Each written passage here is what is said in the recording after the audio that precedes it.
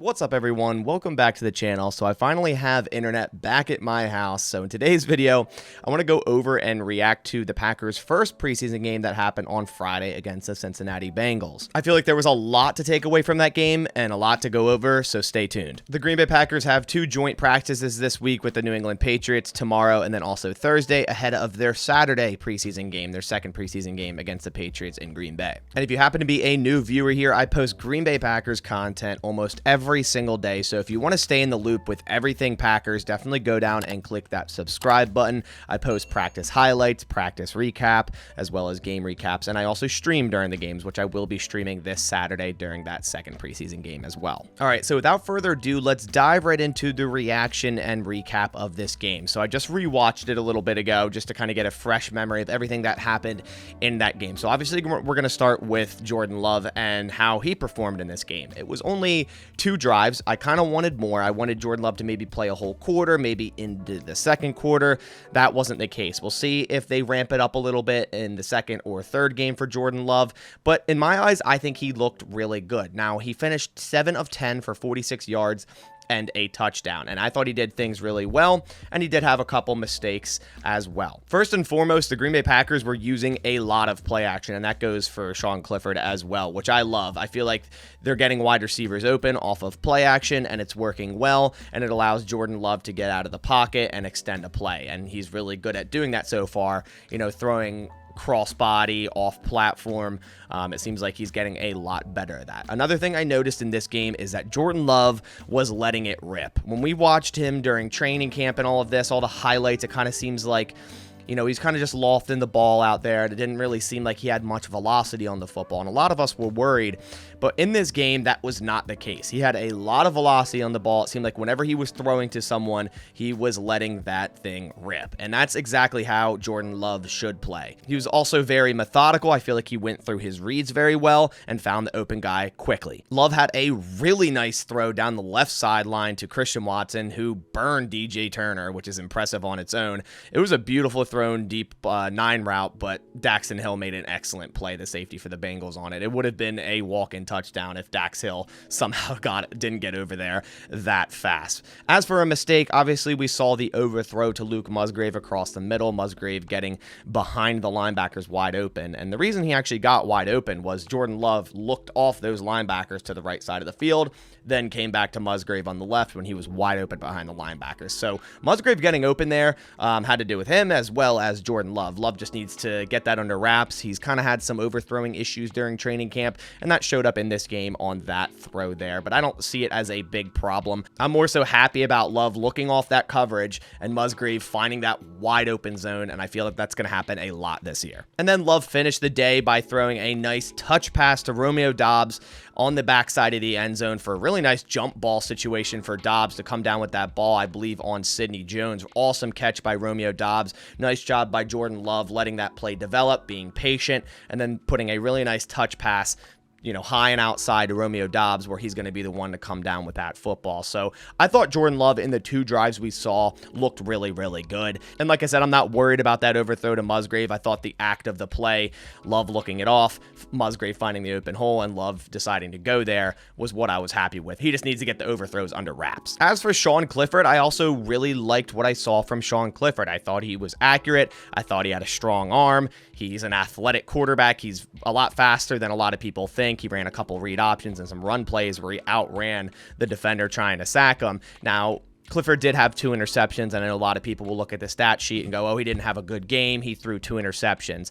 On the first one, it was not a good decision, but at the same time, Sean Ryan got blown up, and there was pressure right in his face, and he was throwing that ball while getting hit. So yes, it was a bad decision, but I wouldn't put that 100% on Sean Clifford. As for the second interception, both went to Tyson Anderson. It was a 50-50 ball to Tucker Kraft, and Tyson Anderson was the one that came up with it. So I'm not removing these interceptions from Sean Clifford, but both times he was trying to make a play. The first time he had a lot of pressure in his face, and the second time it was a 50-50 ball. That's the one thing I noticed with Clifford. He was not scared to fit the ball in where he wanted. If there is coverage a foot away from his wide receiver and he thought he could fit the ball in there, that's what he did. And I saw a lot of tweets saying that Sean Clifford reminded them of how Brett Favre played, just kind of throwing the ball wherever he wanted to go, fitting that, ball in between coverages. And I could see it. Definitely the way he was moving around and throwing definitely did give me a little bit of that. And I think Sean Clifford's best throw of the day, he was rolling left through kind of off platform, off his back foot, a nice touch pass on a corner route to Samori Toure right on the sideline. It was a really, really nice pass. Going over the running backs in this game, A.J. Dillon did get some carries.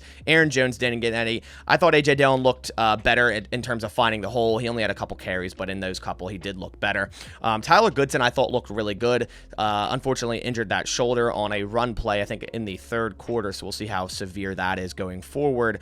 He was my running back 3, but obviously a lot changed this game to where someone else might be running back 3 now, and that is Emmanuel Wilson. I thought he looked excellent, was a tough runner, had great vision, and he went 6 carries, 111 yards, and 2 touchdowns. So clearly the runner of the day for the Packers offense, and really brought up his name for that discussion for running back 3. Now, Patrick Taylor went 6 for 19 at 3.2 average, but I felt like every time he got the ball, the blocking was just not there. Like, he had nowhere to go. It wasn't all his fault. He did have a really nice run up the left sideline where it was called back holding on Royce Newman. So that took away from his yardage too. Going over the wide receivers, the 3 that impressed me most was Tay Wicks, Malik Heath, and Samori Toure. Tay Wicks went for 3 receptions, 68 yards. Toure, 3 receptions for 56, and Malik Heath, 3 for 36. I thought Malik Heath, again, just made plays. Samori Toure looked really nice in the slot, was getting open a good amount of times, good yard after the catch. And then Tay Wicks, I thought he had an excellent game,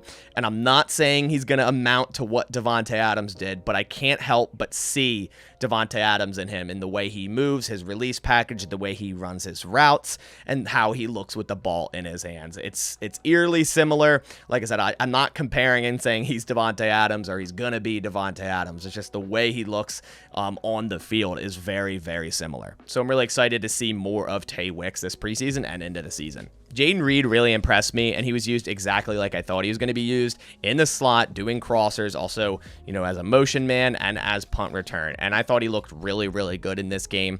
That one crosser route where he pretty much mossed the defender, really nice catch by him there. Then he had the jet touch pass, and then also that 9 route on the right sideline where he drew pass interference. And he was the main punt returner until late in the game. So seems like Jayden Reed might just be the Packers punt return #1 going into this season. As for the tight ends, not much to talk about here. Luke Musgrave only got a couple drives, just like Jordan Love. So very clearly, I think he's tight end 1 and will be going into the season. He had the 1 reception for 8 yards, but obviously he was overthrown on that crosser. And then he also had a tight end screen set up where it was tipped at the line of scrimmage. So the Packers are trying to get the ball in Luke Musgrave's hand. That's all that matters to me. I guess we'll see more of him maybe in the next 2 games, but he'll definitely be tight end 1 going into the season. Tucker Kraft had 1 reception for 4 yards. He got a lot more snaps than Luke Musgrave, and now will get more snaps with Tyler Davis, unfortunately, tearing his ACL in this game. To finish up on the offensive line started with Zach Tom at right tackle, Josh Nijman at left tackle with Bakhtiari out. I thought Zach Tom had an excellent day, had a 84.5 pass block grade, a 78.5 overall grade. Josh Nijman, I think, also played really well, 82.7 pass block grade. Elton Jenkins had the best grade for offensive lineman on the team with an 85.6, including an 81.8 pass block grade. None of them allowed a pressure, a sack, a hit, or a hurry. I thought Caleb Jones also had a really nice day, only 21 snaps, but he had an 80.4 pass block grade and no pressures. He did leave with an injury. I believe it's a shoulder injury, and he wasn't practicing yesterday, so hopefully he can come back soon. Now, some of the linemen that didn't do too well, the worst lineman was very clearly Royce Newman, who was yesterday in practice taking reps with the 3rd offensive line. So he very well could not make this 53-man roster. He hasn't looked good at all in training camp. We know the issues with Royce Newman over the past couple of years. He had the worst grade on offense by far with a 35.4. He allowed 2 pressures, 1 hit, and 1 hurry. And as I stated earlier, had that hold on that big Patrick Taylor run. I didn't think he looked good at all. It seemed like every time he was on the field, he was getting, pushed backwards. So as of right now, I'd probably have him off my 53-man roster at this point. I feel like the Packers could move on from Royce Newman. I thought Sean Rhyan was average. Although he allowed 4 pressures, he still had a 63.2 PFF grade, which is kind of average. I think he played better than Royce Newman, and I would have him on the 53-man roster over Royce Newman. He did allow that pressure on that first Sean Clifford interception, but I thought it's been an improvement for Sean Rhyan so far this offseason, and hopefully he can bounce back in this year too. Also, one more thing for the wide receivers. I thought Wicks, Bo Melton, and Malik Heath did an excellent job in the blocking game.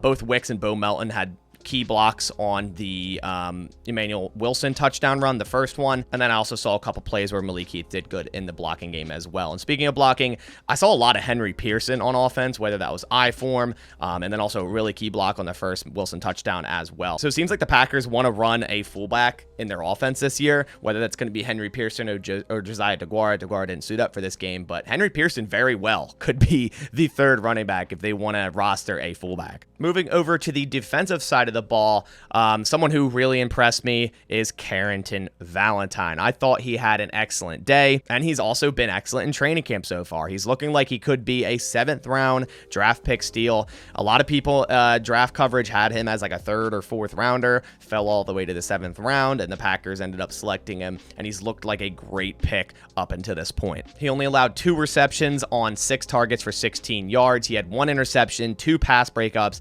and allowed a 2.8 passer rating. And he had an 89.8 overall grade, including an 89.0 coverage grade. 2 other cornerbacks that I thought had really nice days, one of which Shamar Jean-Charles. He allowed 1 reception for 7 yards, had a pass breakup, and allowed a 42.4 passer rating. So, good to see him have a good day. He's still fighting for a roster spot to be maybe that 6th cornerback. We'll see. William Hooper, I thought, had a really nice day as well. Allowed 3 receptions on 8 targets, had 2 pass breakups, and allowed a 45.8 pass rating. Actually had the highest PFF grade for the defense for the Packers with a 90.3. As for the safeties, I thought Tarvarius Moore, Anthony Johnson Jr., and Benny Sapp had good days. John Owens took a few bad angles on a couple tackles, so I'd like to see him clean that up. And if he's going to end up being one of the starting safeties for the Packers, he's been getting reps with the ones. But I thought Anthony Johnson Jr. looked good late in the game, Tarvarius Moore looked good early in the game, and Benny Sapp also looked good late in the game. As for the front 7 on the Packers defense in this game, I was very impressed with both Carl Brooks and Brenton Cox Jr. They had a ton of pressures. Cox Jr. had 3 pressures. Carl Brooks had 2 pressures.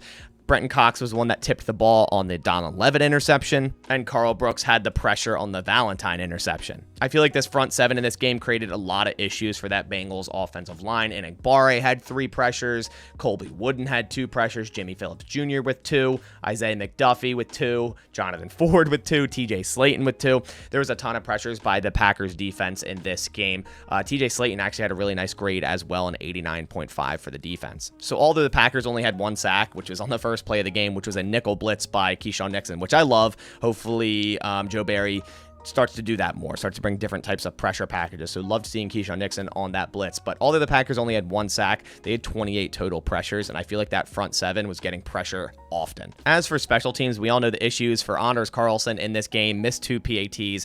Consistency has been a big issue for Carlson so far this offseason, training camp, and now into preseason. So it still shocks me the Packers don't have competition at kicker, but they spent a 6th-round pick on him, so they're likely just going to run with Carlson, and it's going to end up biting the Packers in this season. I know it. I also thought Kingsley Enigbare had a wonderful day on special teams. He had a 77.0 special teams grade and had 2 total tackles. Anthony Johnson Jr. also did good on special teams with 2 tackles as well. So if the Packers are going to keep Anthony Johnson Jr., he's going to have to be able to provide on special teams. So nice to see a good day from him on special teams here. So to wrap things up, my player of the day on defense was Carrington Valentine. My player of the day on offense was Emmanuel Wilson. And the player of the day on special teams was Enigbare. But those are my thoughts and reaction to the Packers' first preseason game. I want to hear thoughts down in the comments below. Who are you most impressed with on offense, defense, and also special teams? Just let me know in the comments down below. But that about does it for this video. I'll catch you on the next one. Be on the lookout for all the content in the next 2 days for the Packers joint practices